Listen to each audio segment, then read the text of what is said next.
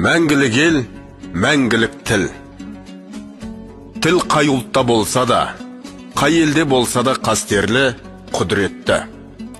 Ол әрбір адамның бойына ана сүтімен бірге еніп, қалыптасады. Тіл байлығы әр елдің мақтанышы. Ол атадан балаға мұра болып қалған баға жетпес асыл қазына. Ана тіліміз мәңгілік елімізбен бірге мәңгілік тіл болды. Оны даудың тақырыбы емес, ұлттың ұйытқысы ете білгеніміз жөн.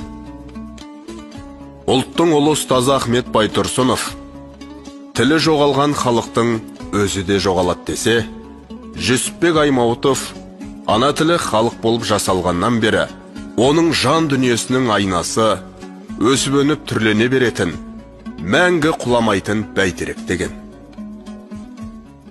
Меніңше, қай ортада жүрсек те, қазақ тілінде сөйлейтін болсақ, тіліміздің мәртебесі артады деп ойлаймын.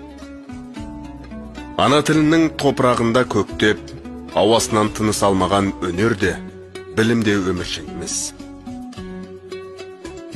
Тіл ұлт болып қалыптасудың ең бірінші шарты. Басқа тілдердің көлеңкесінде қалып қоймай, өз тіліңнің терезесін өзге тілмен тең ету, оны жан тәнімен сүю, ұлтым, тілім деп соққан ұлт жанды әрбір адамның үлкен әріппен басталатын азаматтық парыз екенін ұмытпау керек. Ерлік елдік, бірлік қайрат, бағардың. Жауыз тағдыр жойды бәрін не бардың. Алтын күннен бағасыз бір белгі боп, нұрлы жұлдыз, бабам тілі, сен қалдың. Мағжан Жұмабаев.